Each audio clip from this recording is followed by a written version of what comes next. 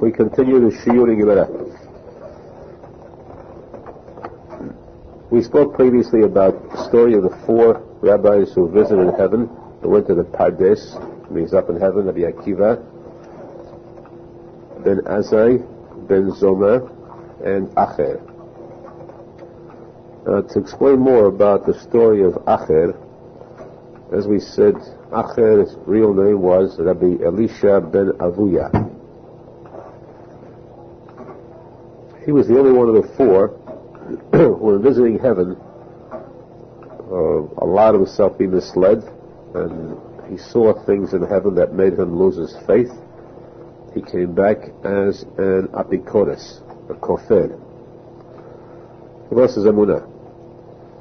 However, it's important to note that visiting heaven meant that he had been a very, very great rabbi. His status in Torah was practically on the same level as Rabbi Akiva. So imagine how great a rabbi in Torah he was. He had been. The Yerushalmi tells us that how this came about was that when he was born, at the Brit Milah at his own Brit Milah, his father made a big feast. He invited the rabbis of the Gemara there, and the 2 leading rabbis, Rabbi Eliezer HaGadol and Rabbi Yehoshua, sat on the side and studied Torah. They became so engrossed in the Torah that a fire surrounded them, a heavenly fire, meaning that angels surrounded them to listen to the Torah. Avuya, the father of Elisha ben Avuya, came to them and asked them, "Did you come to burn my place down? What's this fire?" So they said, "This is not an earthly fire, this is a heavenly fire. Angels are here, and this is the reward for the study of Torah. A person who learns Torah is zochet to have angels come and listen." When he heard that, he said, "If that's the case, then I hereby consecrate my son, my newly born son. I'm going to have him devote his time purely to the study of Torah." And for this, because he did dedicate his son's entire life to Torah, he became so great a rabbi in Torah. But at the same time, since his kavanah, his intentions were not really pure, he did it only because he wanted to have the glory of having the greatness of angels attending. This was not done lishma, for the sake of the mitzvah of Torah. That's why he turned to the wrong path. His intentions caused his son's future to turn evil. Naturally, each person has a free choice, but he would have had to work much harder than the average person to attain that purity. Now, as we said, Elisha ben Avuya came down from heaven as an apikodes, and he was still known on earth as Rabbi Elisha ben Avuya. No one knew what happened to him. So his first act was that he came to a woman, a zonah, and he requested her to live with him, and she looked at him in amazement. She said, "Aren't you Rabbi Elisha ben Avuya?" This was on Shabbat. So he walked over and he pulled out a vegetable from the ground, attached to the ground. This is breaking Shabbat. To tear out something growing from the ground is one of the acts that are forbidden on Shabbat. When she saw him do that, so she said, "Oh, this is Acher." Acher means somebody else. It's not Rabbi Elisha ben Avuya, it's somebody else. That name stuck. Acher, he is somebody else. No longer is he Rabbi Elisha ben Avuya. And then he was known as Acher. Now, again, keep in mind the fact that Acher was under the impression that there was no turning back. He felt he had gone so far that there was no Teshuva open for him. One day, Acher had a student, Rabbi Meir Balanes, who was originally Rabbi Akiva's student.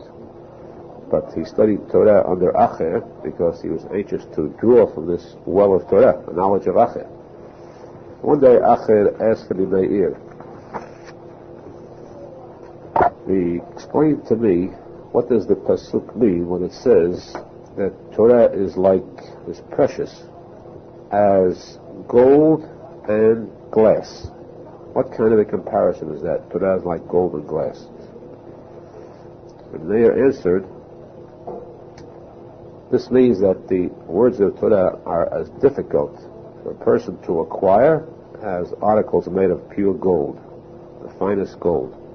It takes a lot of struggle and a lot of study. But it is as easy to lose the Torah that one has acquired as it is to lose, to destroy a glass cup.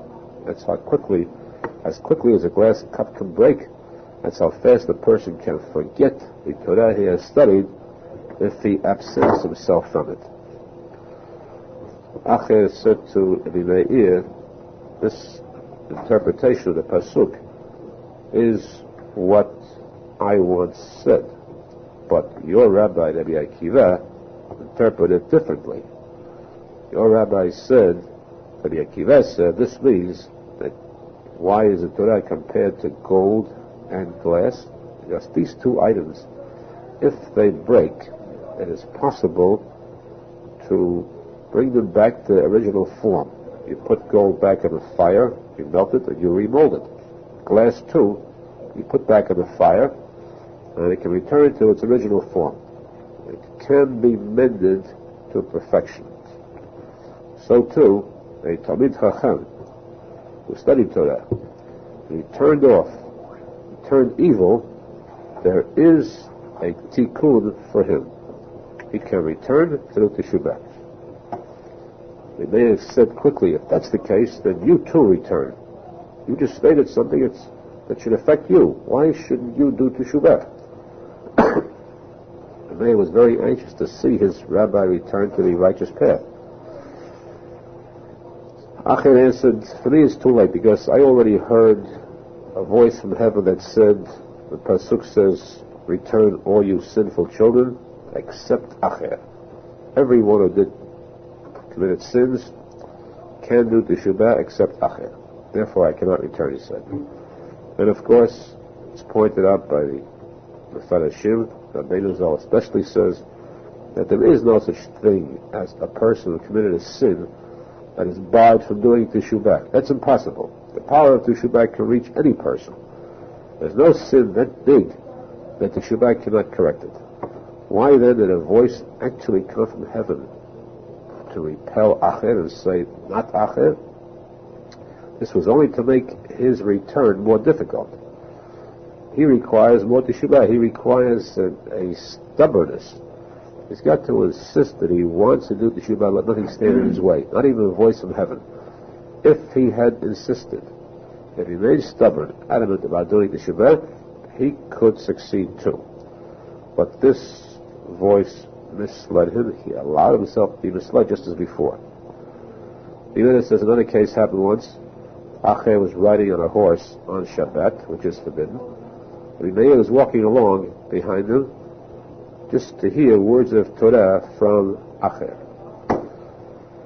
Now, in the middle of riding, Acher said to Rabbi Meir, up till here you can follow me, you must return, because we have reached the boundary 2,000 amot, as far as a person is allowed to walk outside of city limits on Shabbat. You cannot go further than this.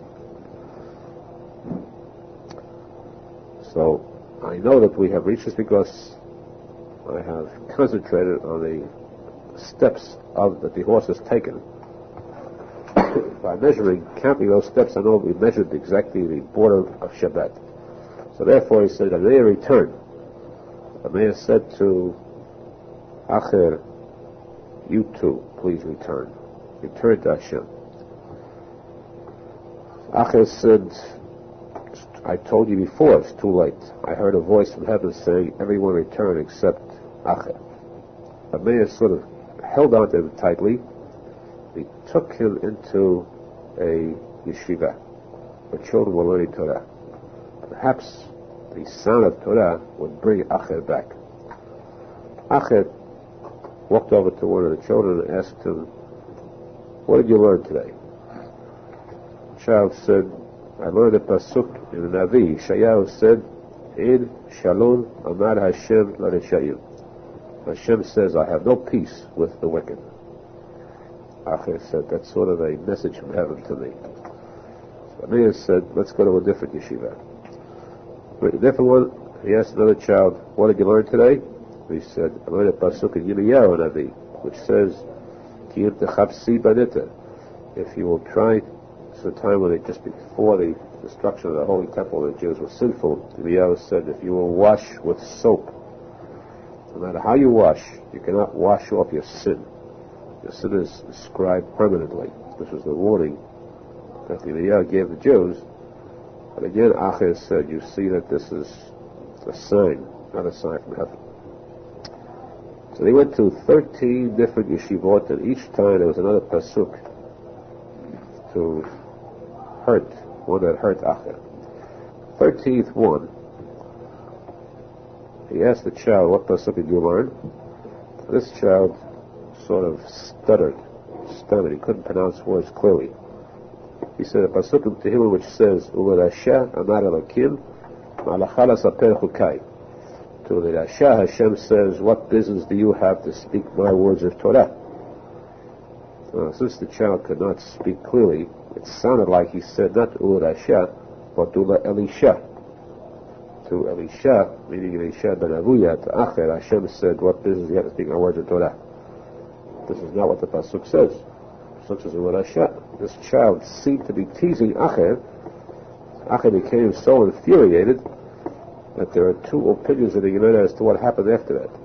One rabbi says that Acher drew out a sword and he killed this child. The other one says he became so angry he said, Acher said, "If I would have a sword in my hand, I would kill the child." This went on, has continued on until finally Acher passed away.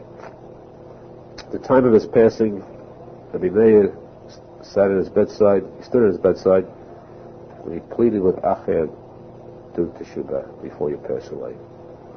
The tear came from Acher's eyes, and the man said, "I'm certain that he must have done Teshuva before he died.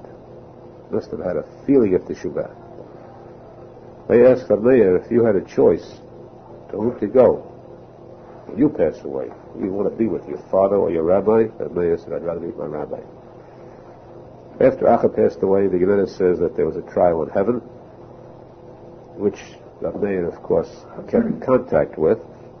Acher's soul was brought before the heavenly court, and the decision in heaven was that they could not send Acher to Gehinnom. There was too much Torah he had studied that would protect him against the fires of Gehinnom. So he cannot get Gehinnom despite his sins. At the same time, he could not go to Gan Eden at all because of his sins. Therefore, the decision was, Acher shall be suspended permanently. Neither Gan Eden nor Gehinnom remain in heaven as suspended animation. When the mayor reported this, the mayor said that it's much better that he be sentenced to Gehinnom, let him pay for his sins, and then he'll be free to enter into Gan Eden. But that's the heavenly decision. I can't wait. When I pass away, the mayor said, I will bring him into Gehinnom. I will have smoke rise from his grave. It will be a sign that he was taken to Gehinnom. When the mayor passed away, the mayor was the Stalek. He was buried in Tiberias, the mayor Balanes. On the way back from the funeral, they passed by the grave of Acher, and they saw black smoke rising from his grave, which was a sign that the mayor was successful. Despite the decision in heaven, he was able to get Acher into Gehinnom. Now, of course, the fact there was smoke rising from his grave doesn't mean that everybody who goes to Gehinnom has smoke rising from his grave. this was only to fulfill the words of the mayor. The mayor was so holy when he said a word, it had to come true, as a sign that he had succeeded. That's why smoke came from Acher's grave. But Rabbi Yochanan, the next generation, Yochanan asked, is this such a wonderful accomplishment, to throw your rabbi into the fire of Gehinnom? We had one person among us. Us means we rabbis of the Gemara, all such great tzaddikim. One of us left. He left the righteous path. And all of us couldn't get together to save him. I can't wait. When I pass away, when I take hold of his hand and take him, lead him out of Gehinnom, I dare anybody, anyone there to stop me. So, and then he said, I will extinguish this fire. I will stop this smoke from his grave. When Rabbi Yochanan was mistalek, they returned from his funeral, they found that the smoke had suddenly stopped coming from Acher's grave. One of the rabbis, the Gemara said, we see that even the guard at the entrance to Gehinnom, guard meaning the angels standing at Gehinnom, could not overcome the power of our rabbi, Rabbi Yochanan. He was that great. He could battle against the angels in Gehinnom, go in there, and against the will of these angels, take out forcefully the neshama of Acher to bring him into Gan Eden. It's important to note, of course, that why didn't Rabbi Meir do that? Surely Rabbi Meir had that power.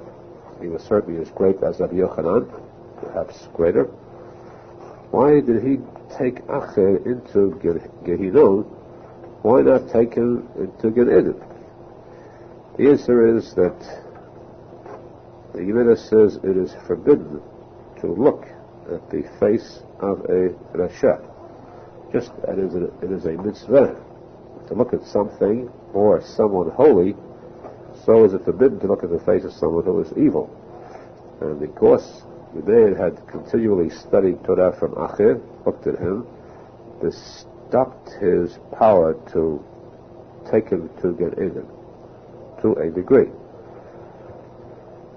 Same time, too, the argument of Yochanan was, what kind of a favor did Rabbi Meir do to Acher? It is true. The end result would be that Acher would stay in Gehinnom for a certain period of time, then he'd go to Gan Eden. But maybe it's not worth it. Maybe Acher would have said, I don't want the fire and I don't want the pleasure. But we stay as is. It's not that simple to go to Gehinnom. One burning Gehinnom is worse than all the tortures on earth. That's why Rabbi Yochanan's claim was, it's wrong to throw someone into Gehinnom, certainly not his own rabbi.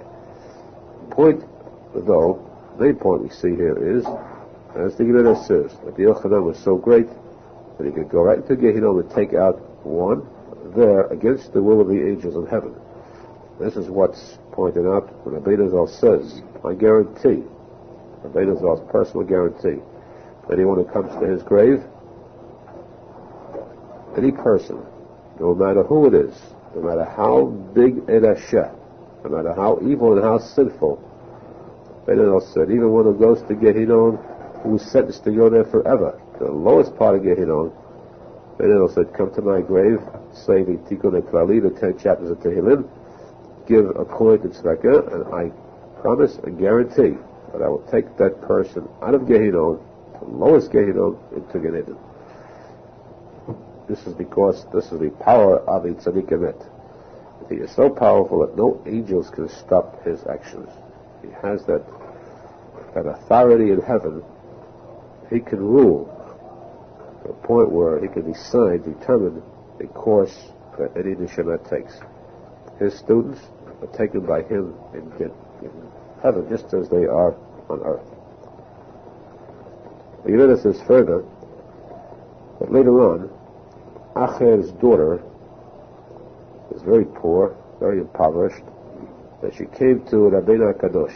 Rabbi Yehuda Hanassi, who was very wealthy, he was a chief rabbi, and she said to him, Rabbi, feed me, give me food. So Yehuda asked her, whose daughter are you? She said, I'm the daughter of Acher. Then HaKadosh asked, he wondered, is it possible that Acher still has children in this world? The Torah says that in Eov, that in Asher, when he's wiped out, there are no descendants left after him.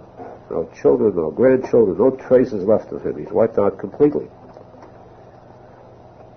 Acher's daughter said to Rabbi Nanasi, Rabbi, remember his Torah. Don't recall his deeds. Think of his Torah.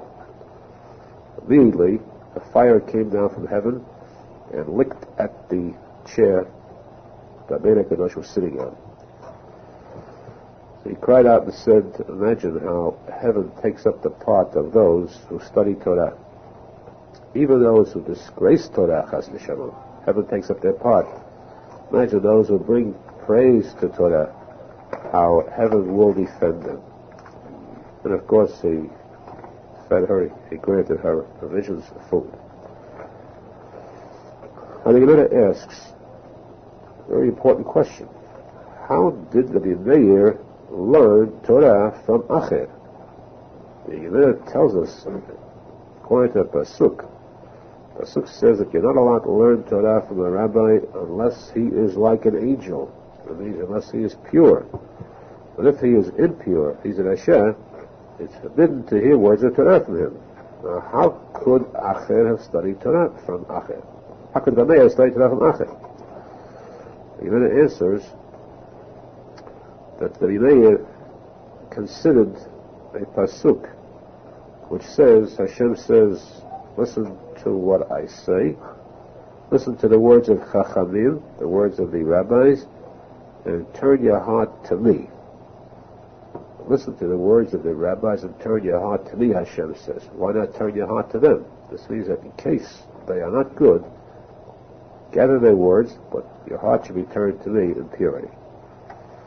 Now, to carry this further, the Gemara says that one time, one rabbi, Rav Shila, met Eliyahu Navi. And he asked him, what is Hashem doing in heaven? And the enemy answered, Hashem is repeating statements made by all the rabbis of the Gemara. In the yeshiva in heaven, Hashem is teaching there and quoting all the rabbis of the Gemara. Every rabbi except Rabbi Meir. So, Rabbi asked the enemy, why does Hashem refuse to quote Rabbi Meir? The enemy answered, because Rabbi Meir learned Torah from the mouth of Acher. And therefore, Hashem doesn't want to repeat that. The rabbi asked Rabbi Navi, what is the difference if he learned from the mouth of Acher? Rabbi Meir, symbolically, used as an example, Rabbi Meir found a rimon. Rimon is a pomegranate, which has a lot of seeds in it and has a thick shell around it.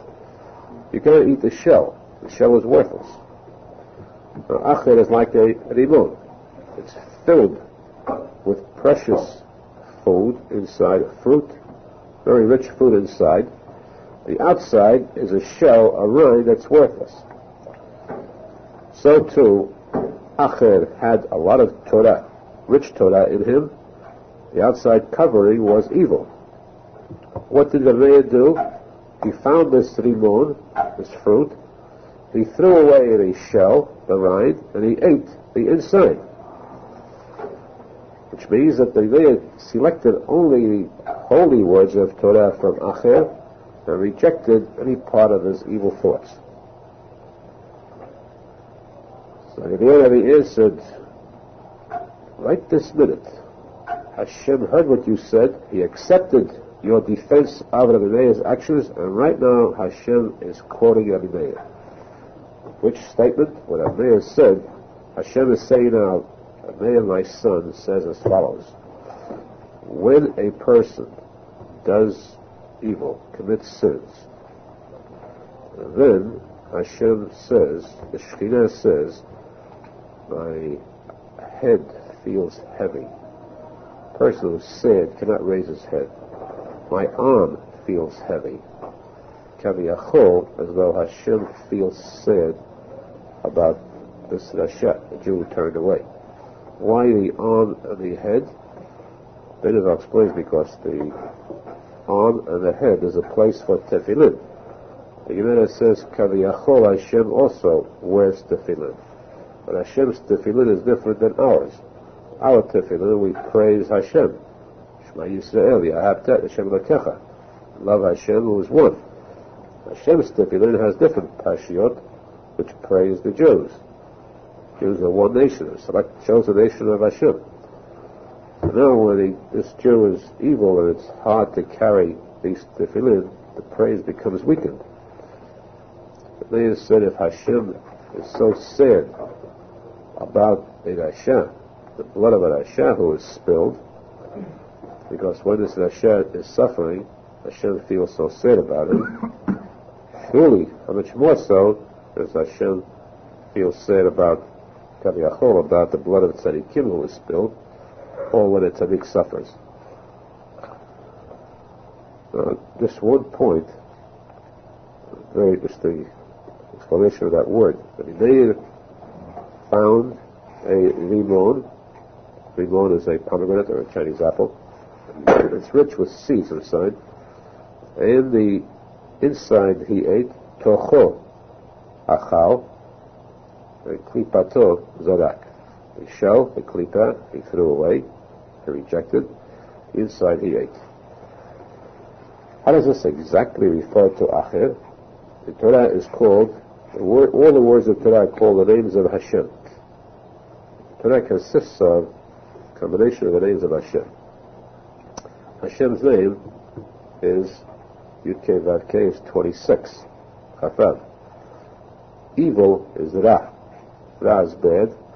Ra is Reish Ayin is 270. So I may have found this Rimon. Rimon is Begimatria numerically 296. This Rimon is 296. The man took out the inside, the Chafam, Hashem's name, the Torah. What was left when he withdrew 26?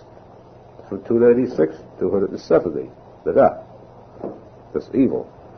So the name of Hashem, the Torah of Acher, he took out, accepted, he absorbed, and the rest he discarded, he threw away, he repelled. The 26 from the Rimon, he took. The balance, 270 Ra, he rejected.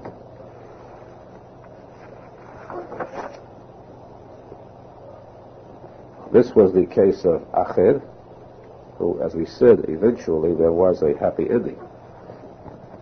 One of the four, the only one of the four who entered and returned in peace, as the Gemara says, was Rabbi Akiva. He was successful throughout. The Gemara says that when Rabbi Akiva came up to heaven, to the high heavens, the angels sought to harm him. And Hashem said to them, leave him alone. Leave this Zakin, this elderly tzadik alone, because he is fit to make use of my kavod. My kavod means, how does a person with Kabbalah rise up to heaven? Kabbalah is the combinations of the names of Hashem. By stating these names of Hashem, a person can rise up to the high heavens. That means that Rabbi Akiva was using the names of Hashem, the kavod of Hashem. Hashem said he is worthy, he merits the right to use my name. That's how Rabbi Akiva was saved by Hashem.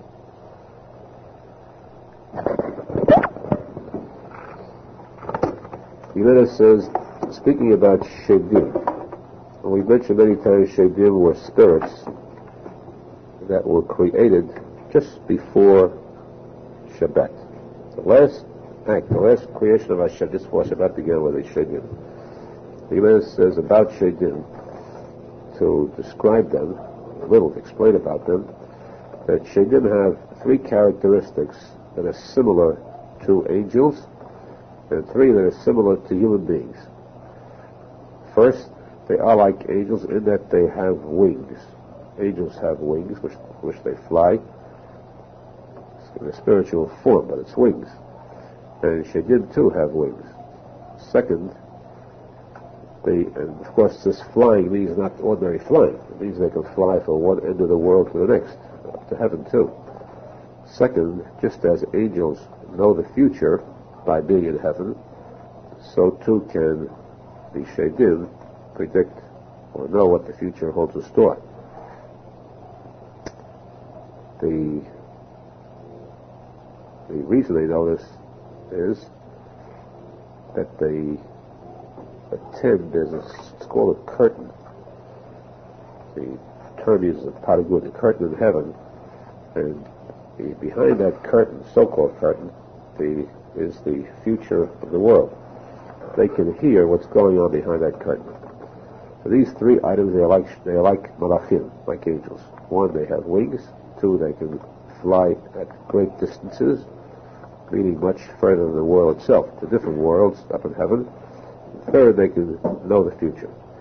The three items with which they resemble humans is one, they eat and drink like human beings, something which does not exist by angels, meaning also they must eat and drink to sustain themselves. Second, they multiply. They give birth, just as humans do. And third, they die like humans. Angels do not die. Angels live forever. And Shaidim have a limited lifespan. They live for a certain number of years, and then they die. They pass away just as humans do. Except for a certain number of Shaidim, just a few, who are the chief leaders of Shaidim of all time. They live throughout. From the time of creation until now, was the only ones that don't die. But all these Shaidim, and there are many. The population of Shaidim, of course, is far more, untold number, infinitely more than humans. Many more Shaidim alive than there are humans.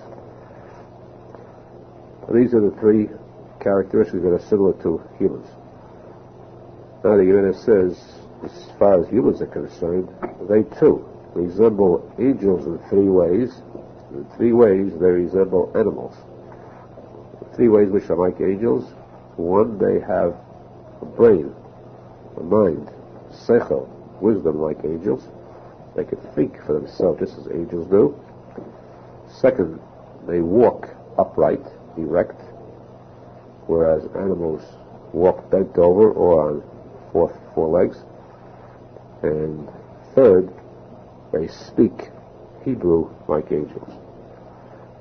Now, this, of course, refers to the Jews, who speak Hebrew like angels do.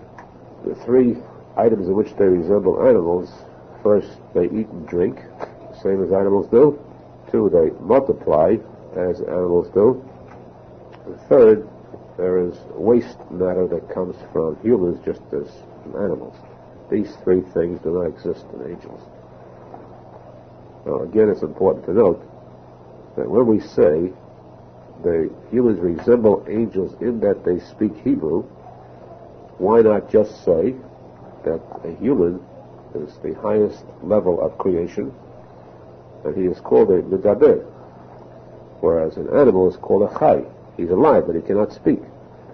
So just the fact he can speak alone is enough to relate him to an angel rather than to an animal. Why say Hebrew?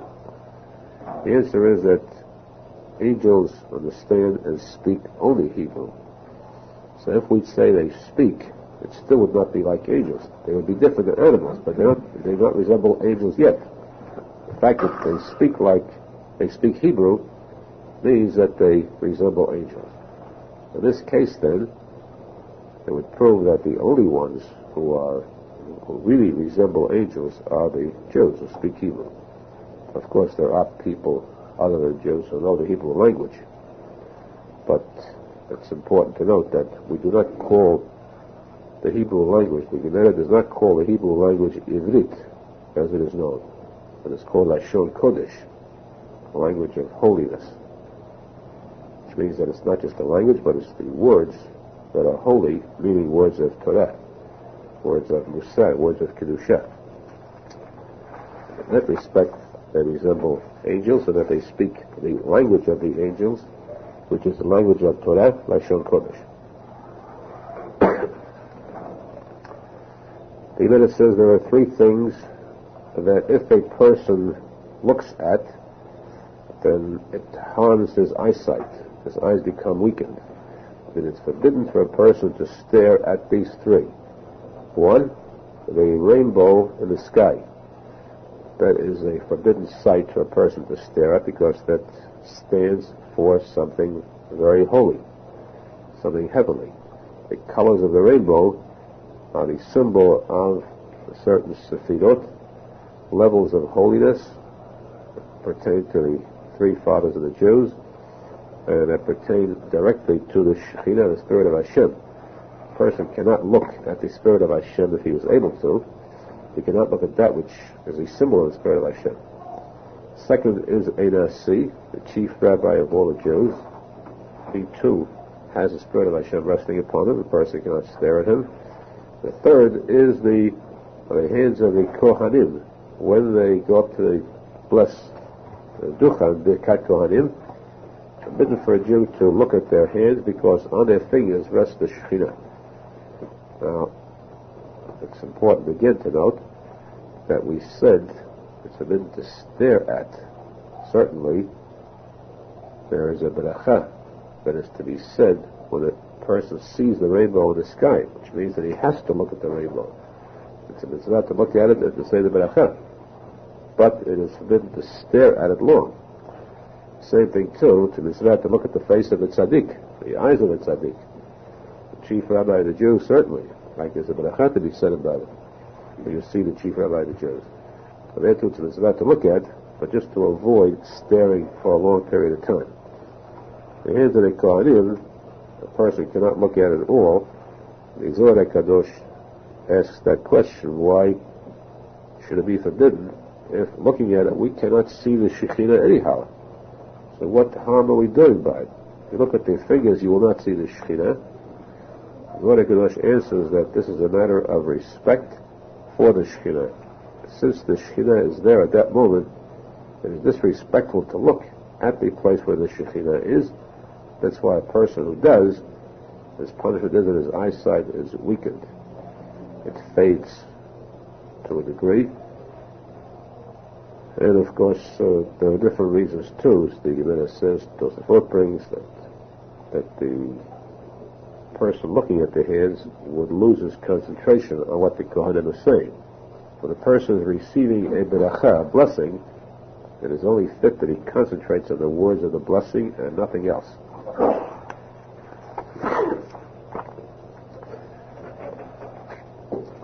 The Gemara says that the table of a Jew today, table in a Jewish house where a person eats, today takes the place of the Mizbeach, the altar in the Holy Temple. Just as in the altar of the Holy Temple, a person would bring a korban, a sacrifice, and that would act as a means of forgiving for the person's sins, so too today there's a table of a person, food table, forgive for his sins. Why is that? First place, because at the meal it is obligatory that a person speaks words of Torah.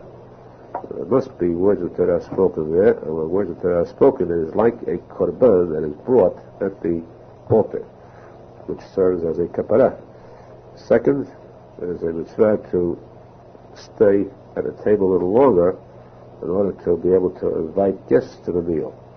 To invite a guest to a Jewish table itself, too, is a korban to Hashem, which serves as a kapara.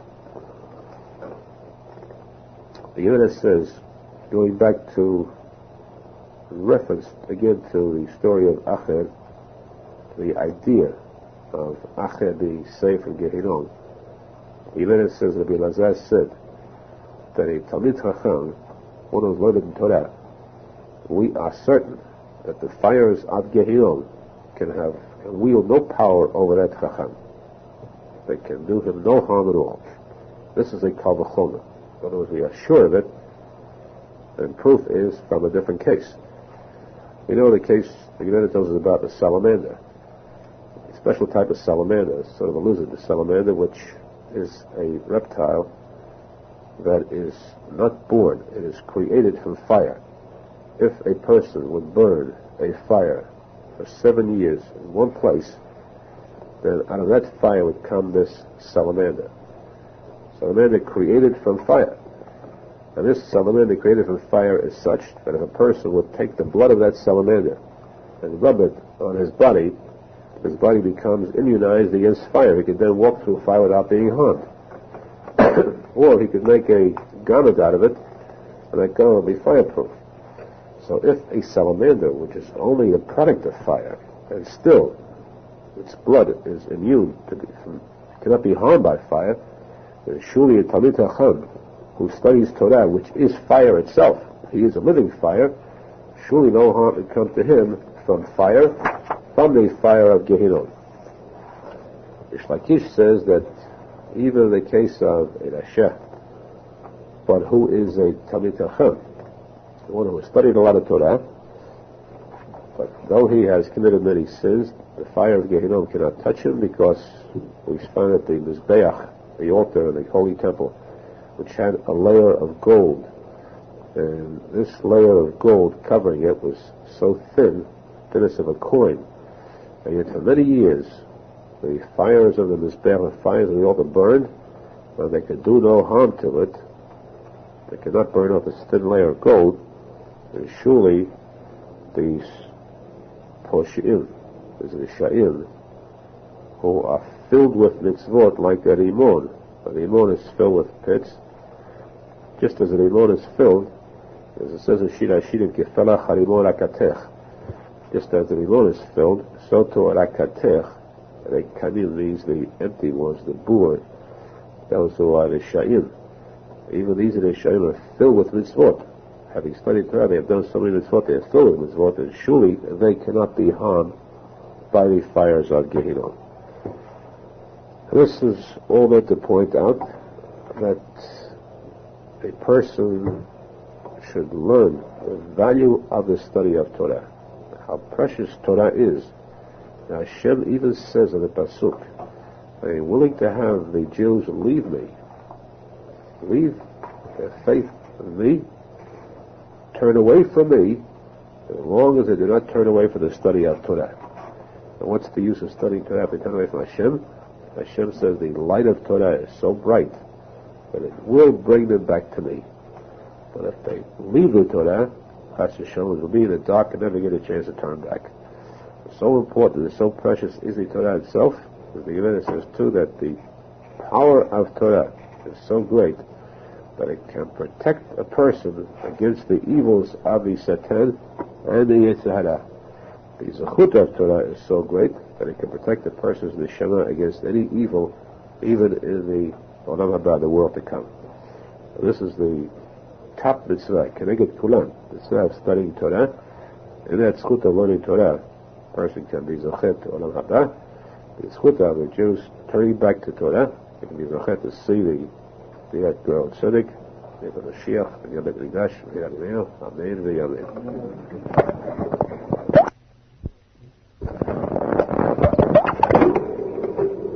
We continue the Shi'ur in Gemara. Until now, our topics have been on statements in the Gemara, but the Gemara known as Talmud Bavly.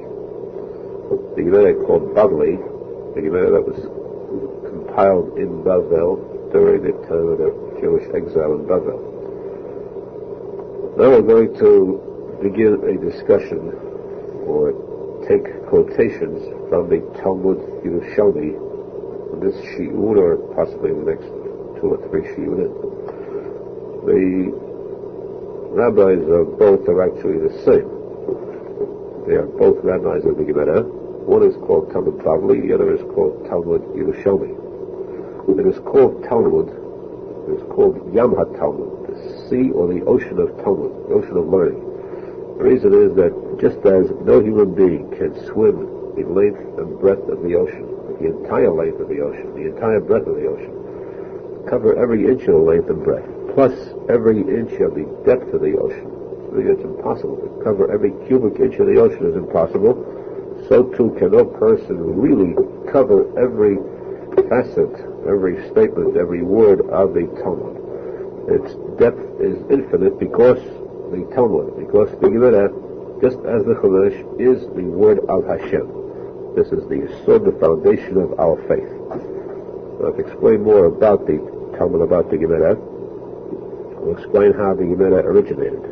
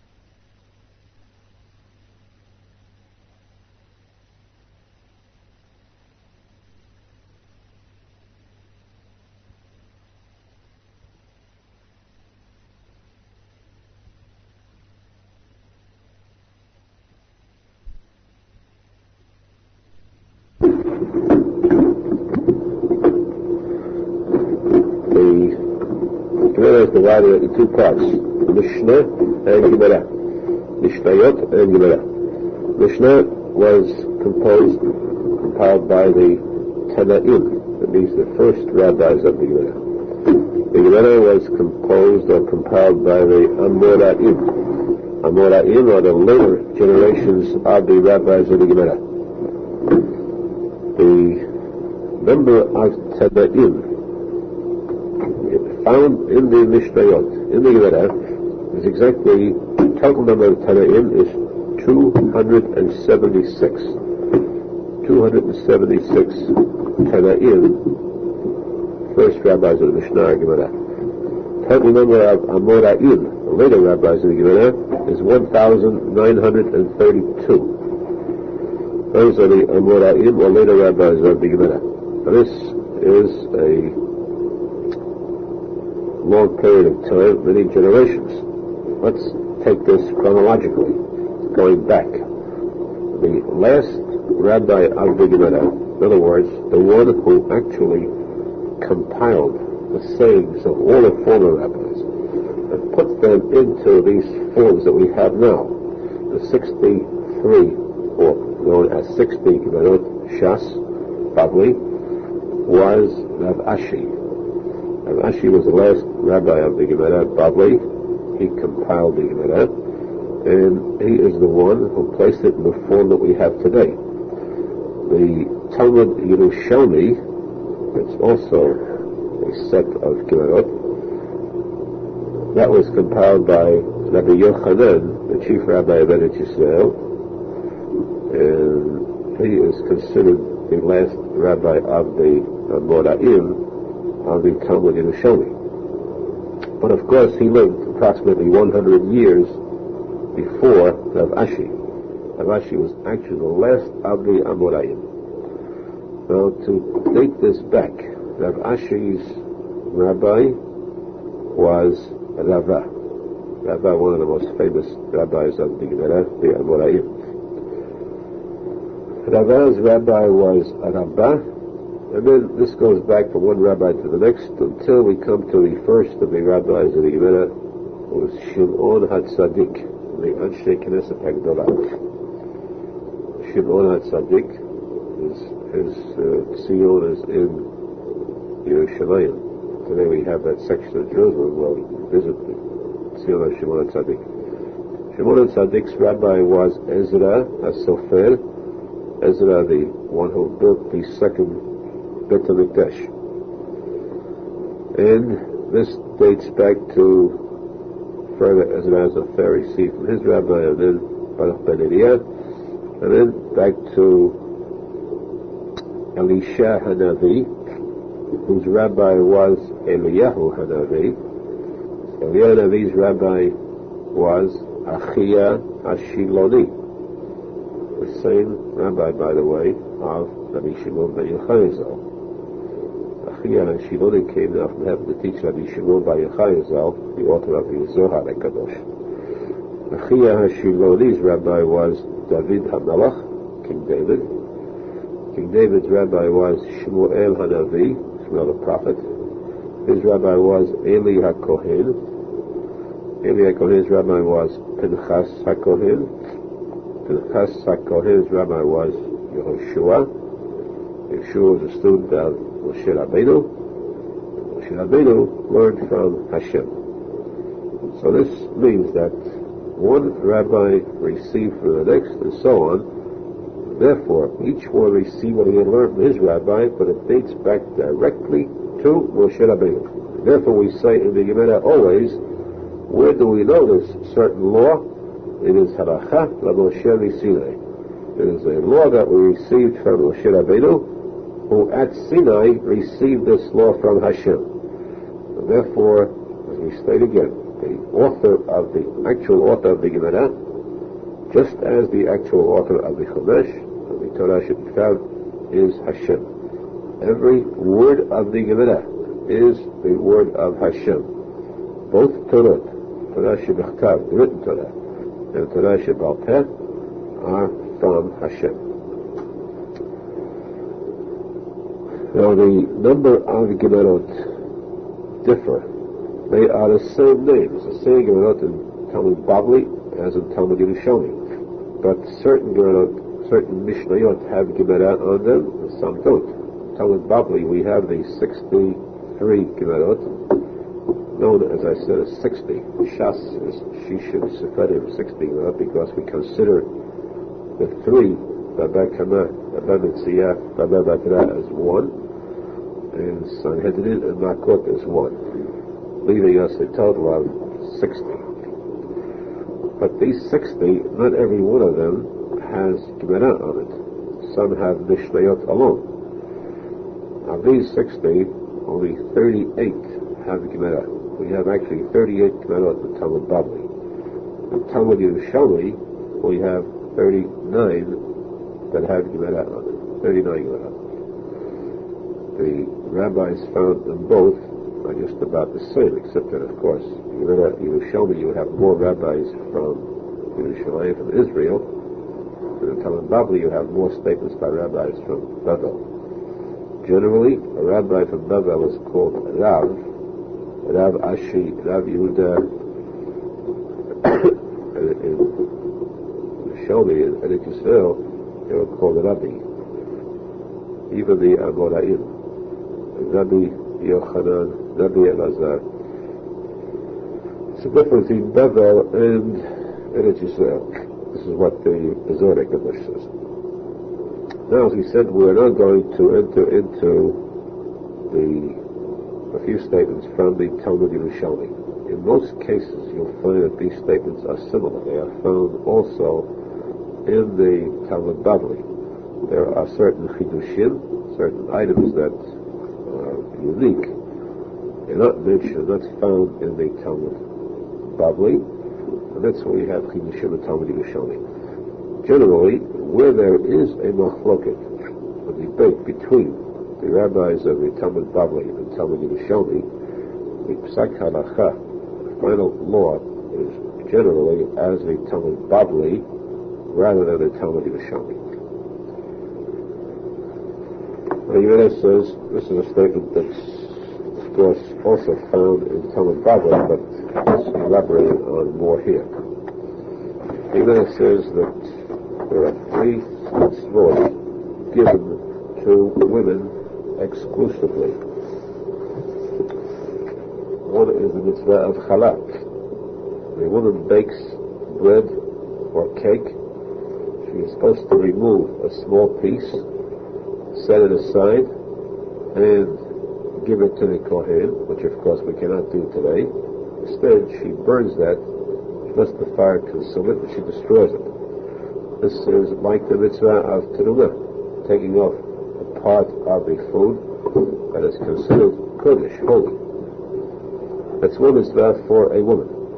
The second mitzvah for a woman is the mitzvah of nidah, counting of the days when she is tameh, she is impure, until the time that she is permitted to go to the mikveh, then she becomes tahor, pure. Third mitzvah for a woman is the mitzvah of hadlakat nerot, the lighting of candles for the Shabbat or for Yom Tov. These three mitzvot are incumbent upon a woman. A man does not do these mitzvot though he is able to. He is able to light candles in his home, and he does not. This mitzvah is a privilege or the responsibility of the woman. Now, the Gemara says, why were these mitzvot given to women? And what are these three mitzvot called? They are called the messengers of death. Three mitzvot, and yet they are called the messengers of death. Here it says, why is the mitzvah of challah given to a woman? Because Adam Harishon was called the challah of the world. Just as challah is something where a woman takes flour, mixes it, kneads it into dough, and then takes off a piece, a holy part of it, a small piece, compared to the entire dough. And this small piece is considered holy. Adam Harishon, the Torah says, Hashem created Adam, afar min ha'adamah. Dust, earth, from the earth he took off a certain part, which part from the section of the altar, under the altar of the holy temple, he took from the earth there, and then he formed into Adam. So the holiest part, the entire earth is like the dough, which is kneaded. And that holiest part of the earth, Hashem took off there and made and formed Adam. What did woman do? Chava. She destroyed this challah. She caused the death of Adam by feeding him from the tree of wisdom. Because woman caused the destruction of this challah, therefore let her now have the mitzvah of challah to rectify and correct that deed. Adam Harishon is also called the blood of the world. The blood of the world, because the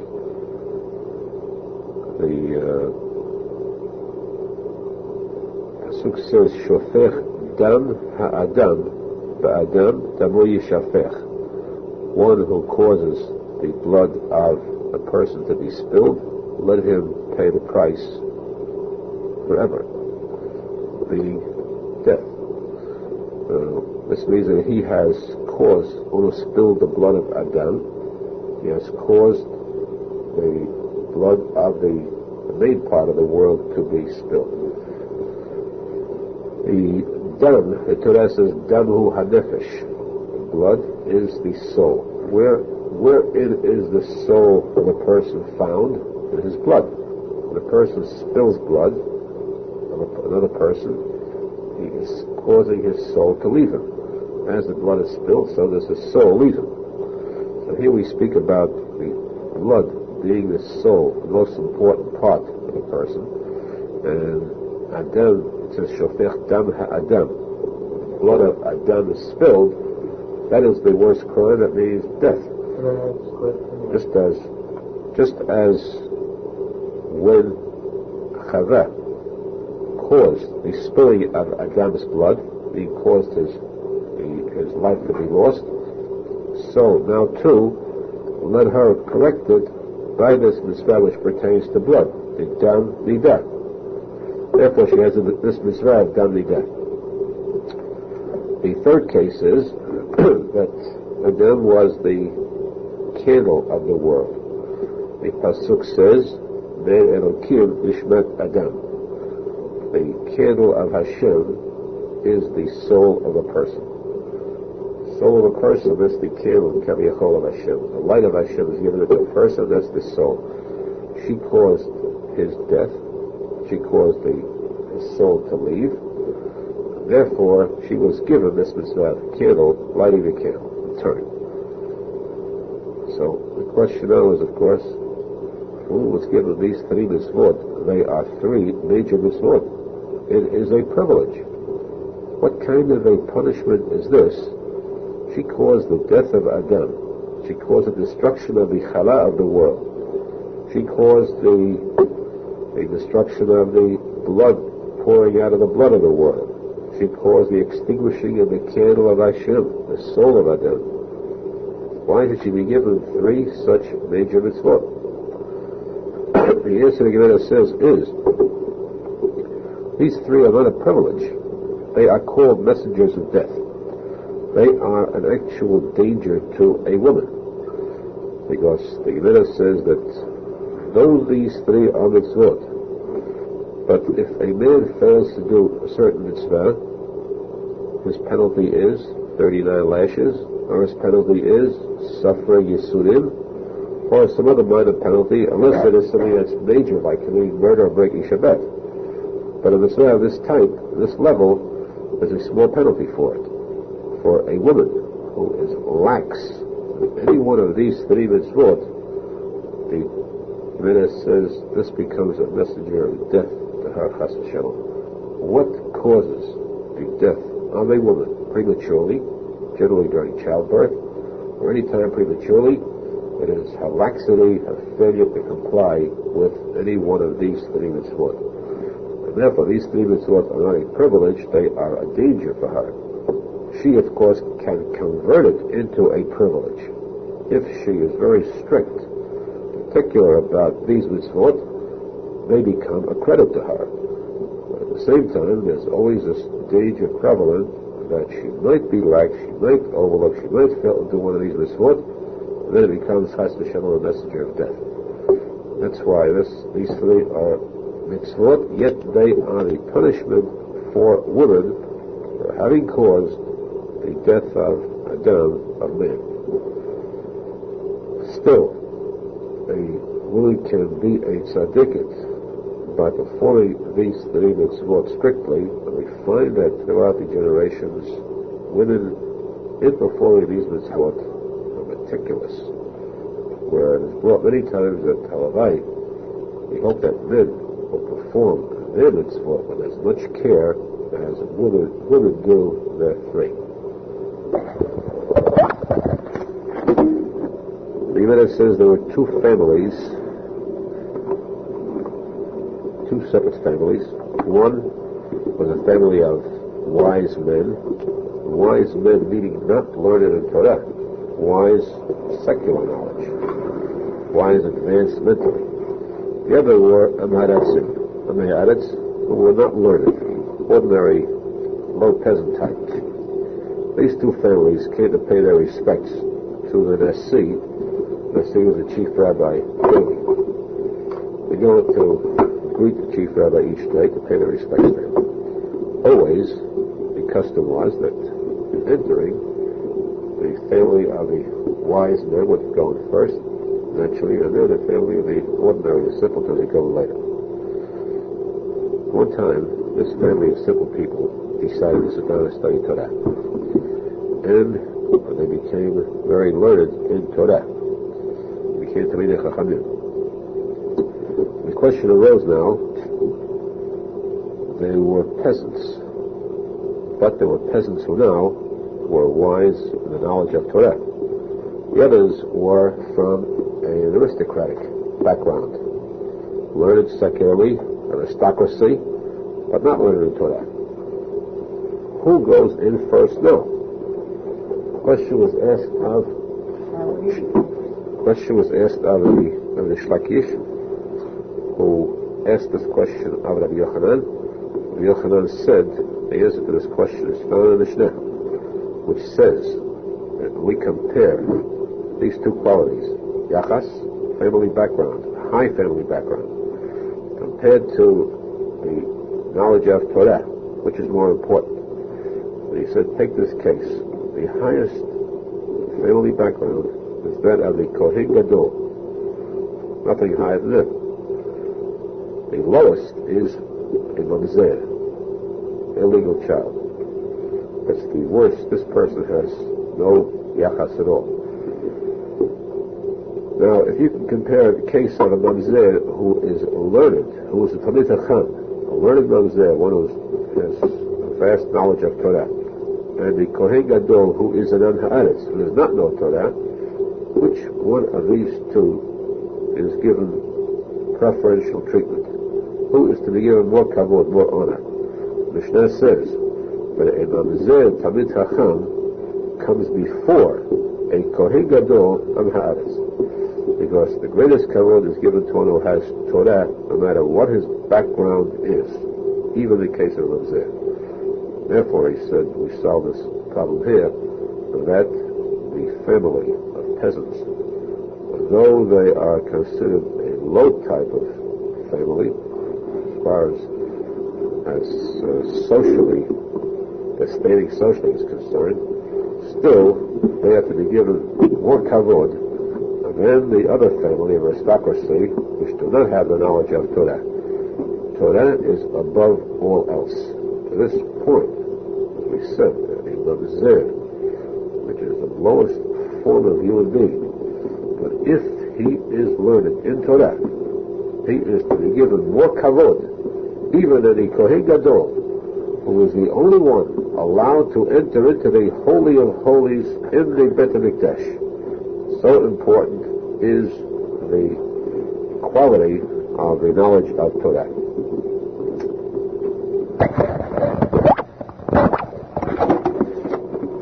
Well, the Gemara tells us of a pasuk which speaks of the people, the world, as Kol Yoshvei Chelad, all the inhabitants of Chelad. Chelad means the world. And yet the question is, why is the world called Chelad? If we are going to attribute a name to earth, we know, according to the Zohar HaKadosh, that Hashem created the earth, the universe, and in it the earth, but he also created 7 earths, not one. The Zohar HaKadosh tells us the names of these 7 earths are Eretz, Arka, Adama, Gay, Nishia, Tzia, Tevel.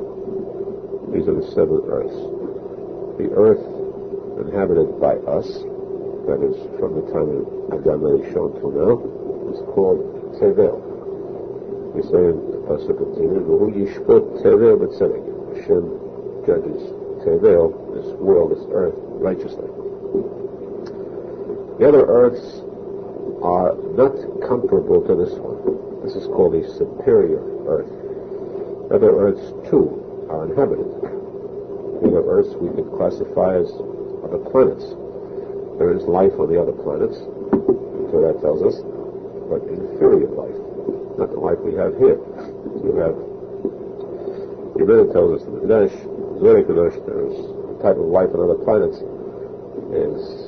are humans that are different type than we are. Humans with 2 heads, 3 heads, and so on.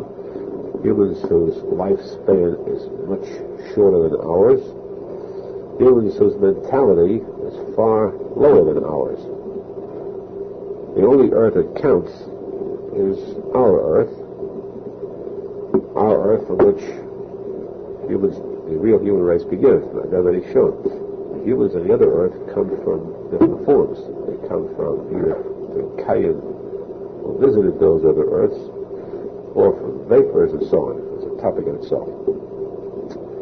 But the point here is that we see the names of these earths, and these names we do not find the word Chelad.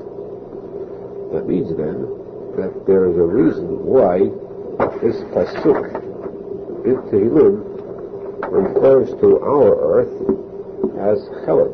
Our earth is tevel. Why does he call us Yoshvei Cheled, inhabitants of Cheled? Even it says because Cheled, the word Chuda, means a weasel.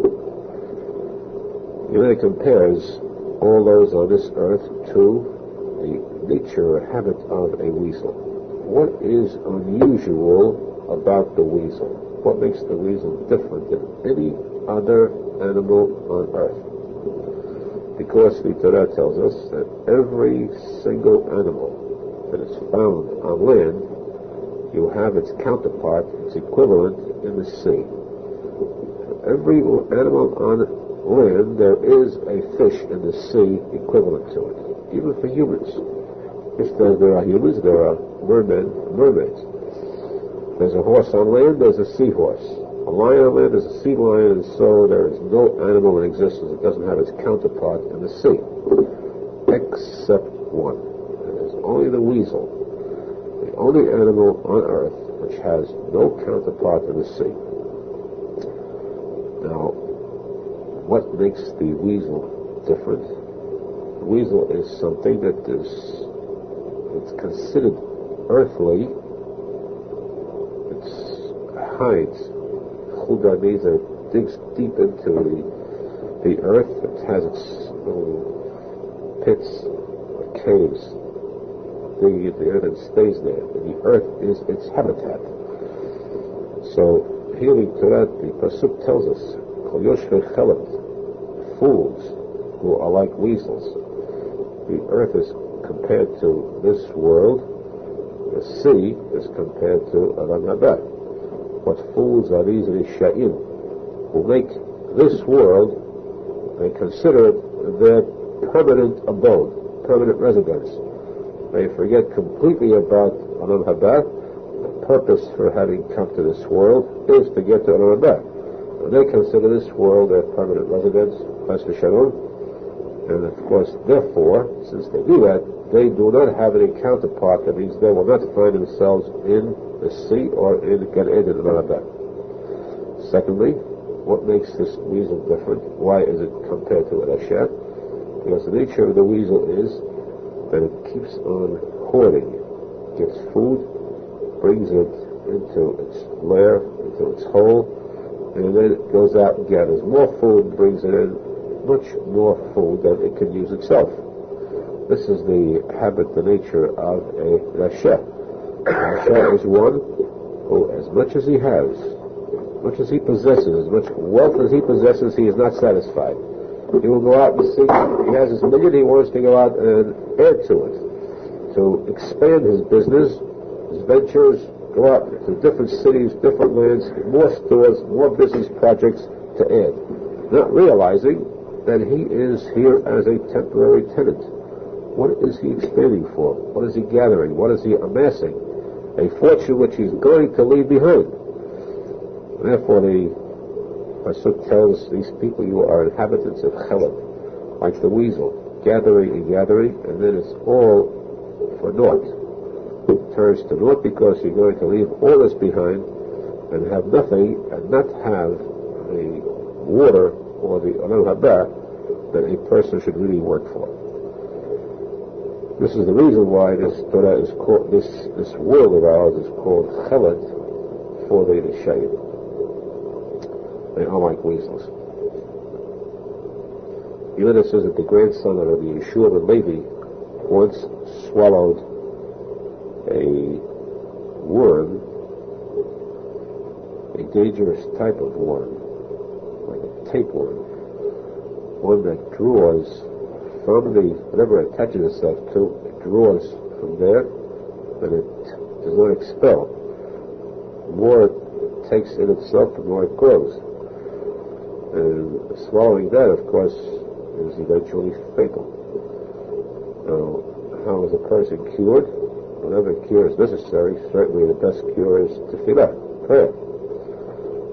So, in order to get him cured, they called upon someone, one who is known to be a professional who could cure these cases. This certain man came to the grandson of Yeshua ben Levi. He bent over him, this child, and he whispered something. whispered certain words, magic words, that he had picked up from an apikonis, a magician, an evil atheist. And using these magic words, the child was cured. In those days, of course, the powers of magic worked. Those that had it, but those are the powers of evil. This was done so they were making contact with evil angels, and they could perform miracles through this power of evil. When this man walked out, this evil doctor walked out, and the Yeshua, the lady, met him, and he asked him, "What did you whisper to that child?" So he told him this certain statement of Tumah. The Yeshua lady said to him, "I would much rather have had that child die than not to have to hear such words. His ears should not hear such words come from you." And he didn't say the child should die. He said, I'd much rather he had died. But because the Yeshua lady, so great a tzadik, said these words, he'd much rather have the child die. Once those words came from his mouth, the power of a tzadik is so great that these words must come true. So the child passed away immediately. Of course, there's another story about this, where the Gemara says that it's good that one would die rather than to have pleasure out of such words, because this is called having pleasure out of avodah zarah. This is like idol worship. To receive hana'ah of idol worship, better a person should die than to derive pleasure from it. The Gemara says there's a pasuk in Shir Hashirim which says, "B'nei imini churbi savuni notera et hakrami." The Jewish nation says, "I was forced to become a guard of the vineyards."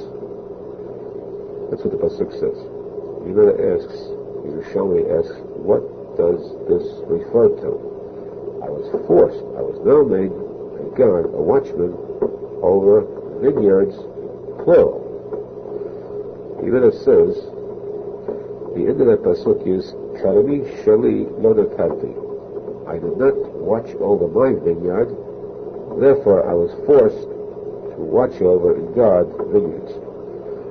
So this means that the Jews in Israel, when they had their own land, they had their Bet HaMikdash, they lived there, they resided there, they had one vineyard to watch over, to guard over, to abide by. That means they had one day of Yom Tov. Pesach, the holiday of Pesach, is one day for Jews in Israel. It's Seder night. The holiday of Shavuot, instead of 2 days, there is 1 day. The first 2 days of Sukkot, which we celebrate, they have only 1 day. So it means they have one celebration, one chag, one holiday to observe.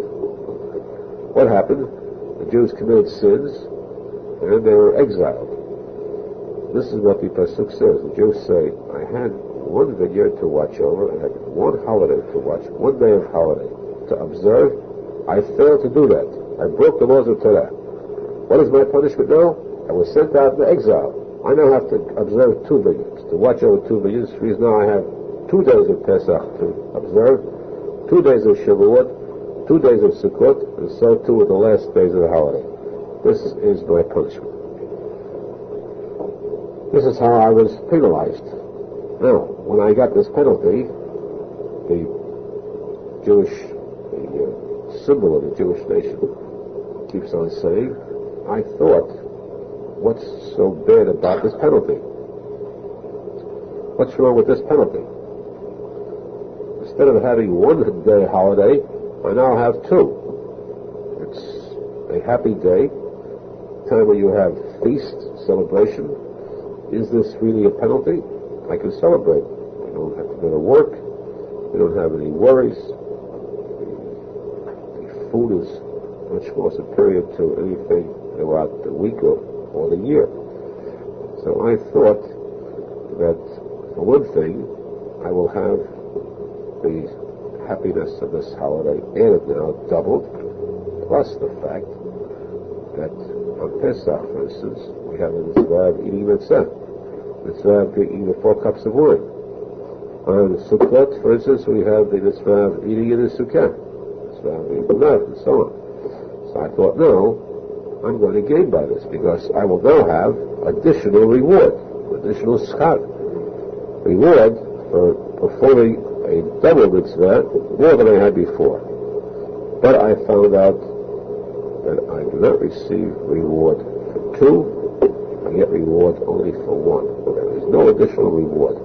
There is, though, a penalty if I should break the second one. I am forced to observe the second day, and penalized if I don't, not rewarded if I do. That's my loss. This means that a person should not make the error of thinking that we have 2 days of holiday while those living in Eretz Yisrael have only 1. We have 2 days of holiday, and both are actually holiday. There are 2 days of holiday on Shavuot. We have 2 and they have 1. It is not so. The reason for our 2 days is we call that safek, because we are in doubt according to without having known the workings of the calendar. People were always in doubt as to which day of the month it was.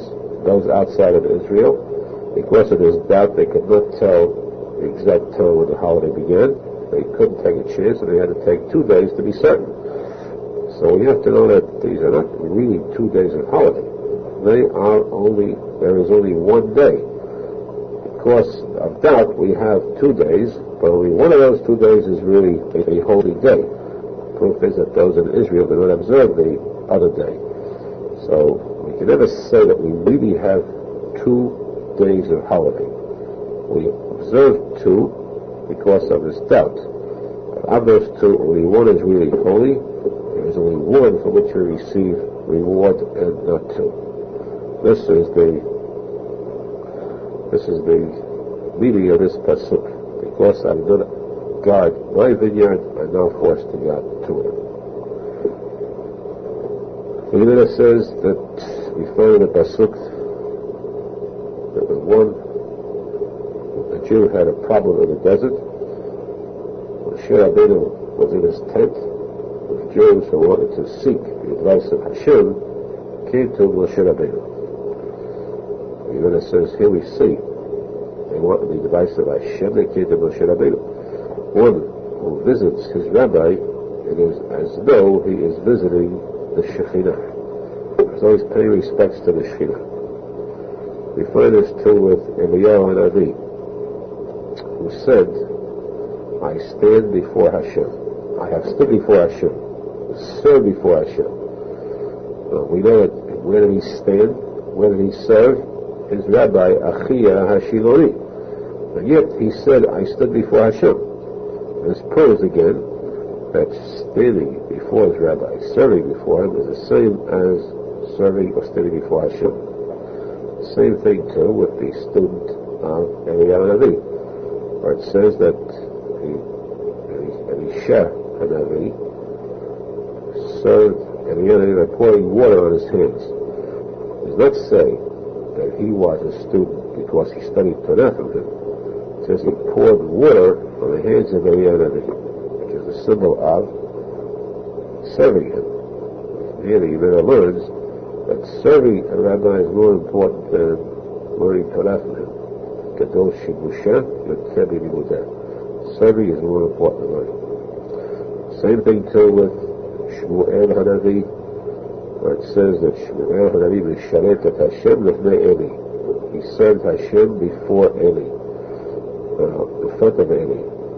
The fact was that he served Eli, a Kohen, his rabbi. Why did it say he served Hashem? The same reason that serving his rabbi was the same as serving the Shekhinah.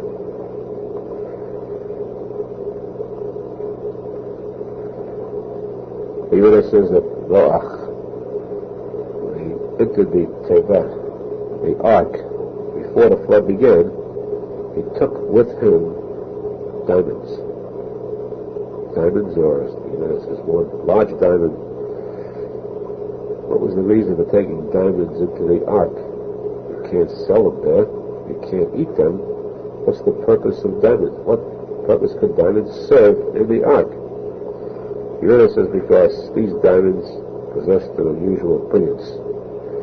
A diamond that is bright, it's true that according to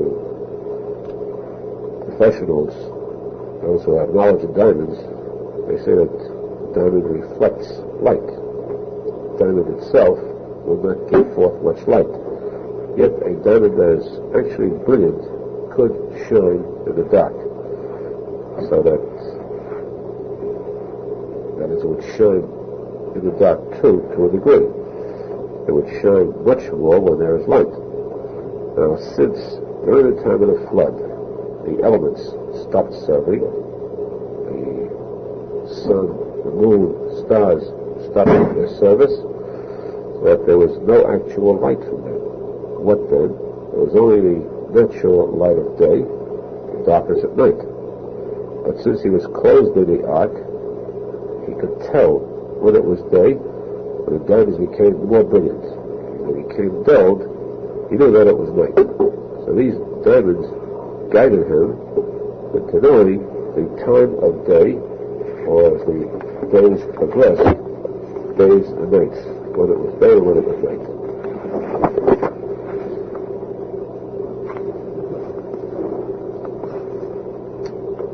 The Yerushalmi says we have a mitzvah tzedakah, giving charity, and the greatest charity possible is ransoming Jewish captives, those who are held captives by the Goyim.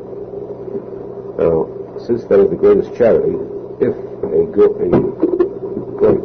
captures a Jew, takes him captive, and he asks a certain amount of money for ransom, naturally the result is that there is an appeal made among the Jews to raise that amount. Now, there may be a time when the Jews are so emotionally overtaken by this appeal that if the ransom amount would be a certain number, the total amount raised would be more than is necessary. And it's difficult to tell exactly who gave the amount. Where does the additional amount come from? For example, let's say that the amount of ransom was $10,000 necessary, and in the appeal they raised $11,000. $10,000 is all that's necessary. What happens to that additional $1,000? To whom does that $1,000 now belong? The Yerushalmi said that once a person has let that money out of his hand for a certain purpose, he cannot take it back. The donor cannot ask for his money back by saying it's not necessary anymore. A person was released from captivity, I want the money back. Once he donated this money, it belongs to the one for whom it was donated. So that any additional amount given for the sake of this captive now belongs to that captive. If it was given for the sake of a certain captive, let's say there was one person captured, and this amount was necessary, and he raised an additional amount. When that person is released, he takes all the extra amount that was raised for himself, belongs to him. If there was no special person involved, the money was just raised for the sake of ransom. Ransoming anybody may be captured, and then there was nobody left to pay the ransom for. A balance must remain now for the sake of those in the future who might be taken captive, for the sake of this mitzvah. Unless, as we said, it's raised for a specific person, it belongs to that person. So too, if money was raised for charity for the poor, and the money was divided among the poor, there was no one left to take it, the balance, that balance must be saved for any poor in the future. If there was an appeal made for a certain poor man, and the amount the poor man needed was filled, plus an additional superfluous amount, the additional amount belongs to that poor man. If there was money raised for a person who died, for burial expenses, and there was more than was necessary, the additional amount is given to the relatives of that dead person, the ones who inherited. This is according to one rabbi. Rabbi Meir says that the additional amount does not belong to the relatives. It cannot be returned to the donors. It must remain until Mashiach comes as unowned. It cannot belong to anyone because the money was raised for this dead person. Since he cannot use any more of it, we have to wait until Mashiach comes. We have to make too. Let him come back to life and then get it. The Torah says that there is a way to spend the money for a dead person, and that is by using the rest of that money, the balance of the money, to build a tziyun, a monument over that person's grave. As much money as remains, that's how expensive the monument should be. Shmuel Elias says that this is true because every person should have a monument over his grave. Monument serves as a remembrance of that person who passed away. But tzadikim do not need monuments. No monument is necessary to make over the grave of a tzadik, because they do not need a monument, a stone, as a remembrance of their lifetime. The monument to tzadikim are their deeds, their mitzvot, and their accomplishments. These make the tzaddik continue to live on. His memory lasts through his words of Torah that he had taught, through his deeds that he had done. Of course, today we do have a tziyun at the grave of each tzaddik. But that's not because of the tzaddik, it's for the sake of those who want to visit there and pray at this grave. That's why it's made there. But the tzaddikim do not need these tziyuns or these matzevot, these monuments, for their own sake, for their memory's sake. Tzaddik is never considered as gone for needing a symbol of memory. The Gemara says that a tzaddik is considered alive even after he passes away. Tzaddikim after their passing are considered alive. The zchut of tzaddikim, our Aharon, should help us, bless us, that we should be zocher, always be attached to them, and be zocher eventually, sooner in our time.